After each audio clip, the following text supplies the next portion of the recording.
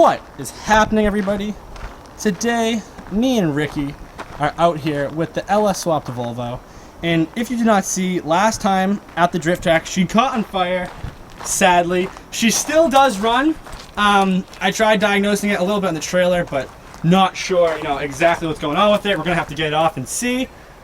So today we're gonna pull it off and kind of dig deeper into why, it caught on fire, and hopefully maybe get her going. We'll see. Here's our charred wiring and whatnot. Got some good comments from you all. Thank you. I'm gonna check everything out you said when I pull this off. The wiring is intact though. We'll see. She will fire up. I have the battery off. Hopefully, it doesn't just catch on fire when I put this on. That would be really lame. And let's send it. Let's fire it up.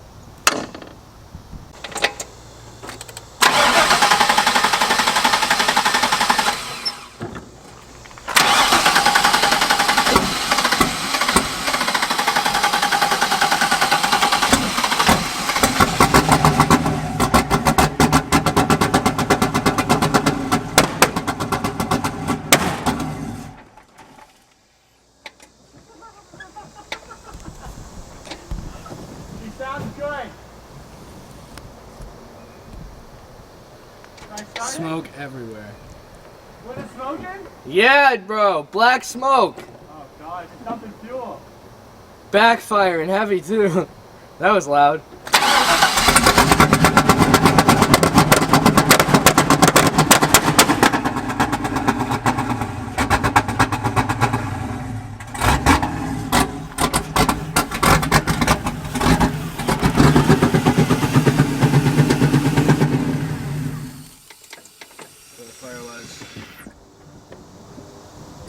Yeah.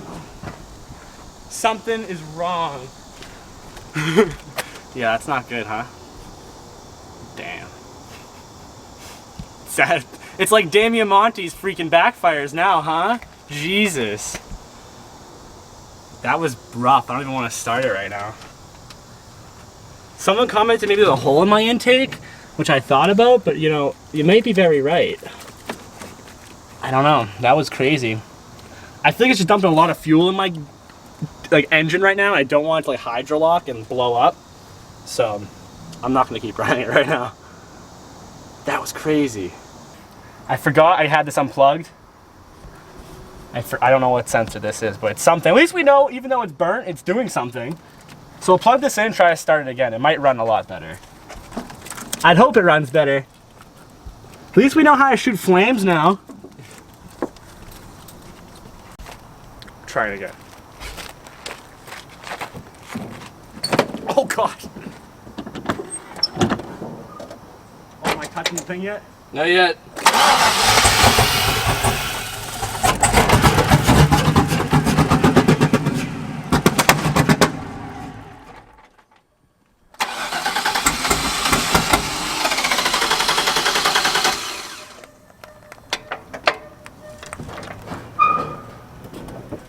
It's a no-go. I thought maybe it would clear out because of that sensor, but obviously it's doing the same thing. And that's like some serious black smoke. Something's definitely not happy, not plugged in, so I'm gonna bring this up there. I just chalked the wheels because I didn't have it strapped and my e-brake cable just snapped, lame. So I put the rock, I have chalk blocks over here, and we're just gonna bring it up into the middle of the driveway up there and drop it. This is so depressing. This is the first time since I've built the freaking LS Volvo. First time since I've built it that I've had to push it on and off a trailer. Since she's been given her new heart, she's driven up and on all under her own power for almost a year now because the sticker's about to expire. So, sad day, but it happens in every drift car.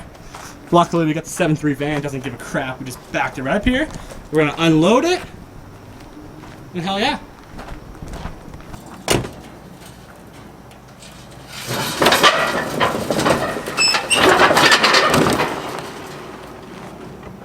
Wow, you didn't even really scrape.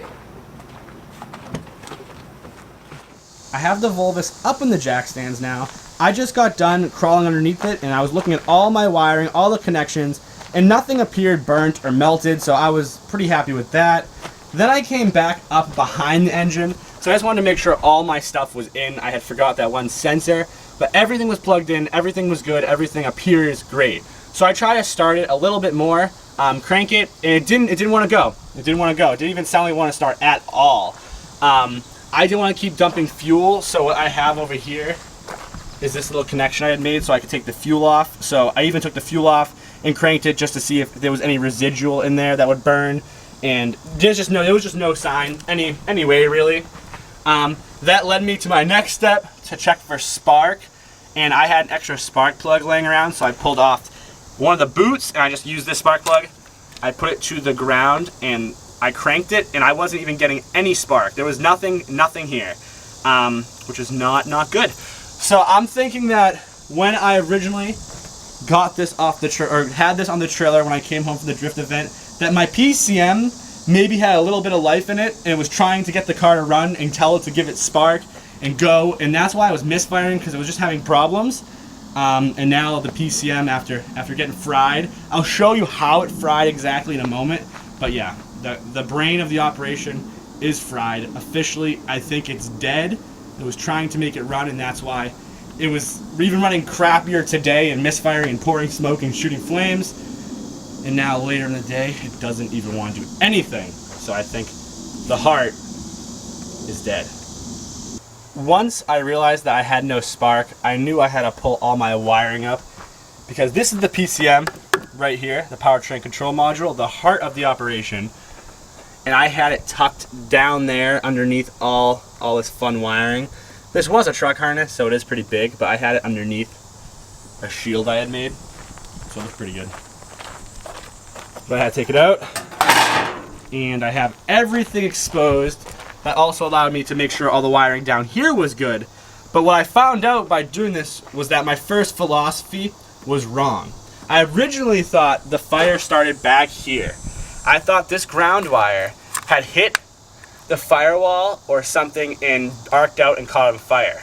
But this is a ground. I was thinking about it, and I realized that even if this was touching the firewall, it doesn't matter. It's supposed to ground out. This really couldn't cause a fire.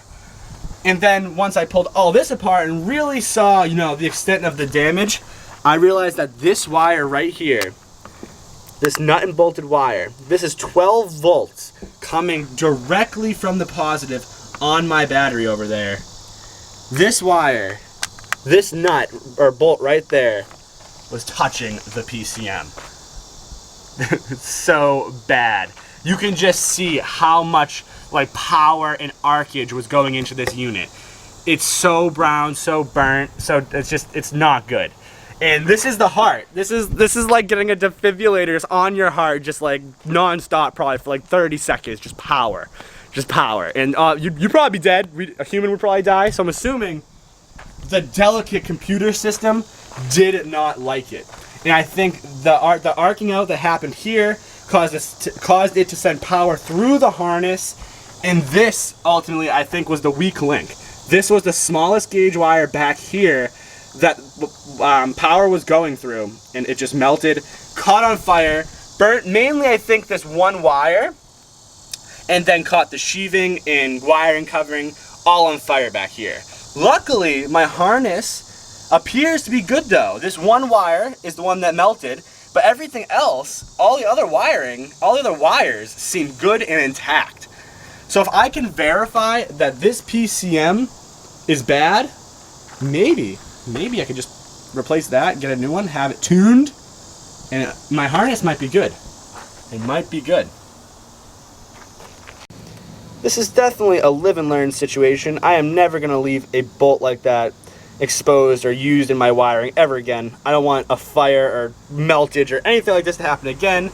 I did wrap that in a lot of electrical tape. I'm not that much of a rookie, but over time, over the past year, I guess it just, worked its way through, melted, whatever the case may be. Luckily, we found that, and, it's not a continued mystery, because wiring fires can lead to a lot of frustration, but this is a pretty clear indication of what happened here. If you could leave me a comment, let me know if you have any suggestions on how I can test that PCM, or who I could have test it to see if there's any life in there. If the lights are on, I need to know if someone's home in there. And if there's a problem with that, if that's bad, obviously, There we go. So leave a comment, let me know. As always, I hope you all enjoyed, and I will see you all in the next one. Peace! Why self-life?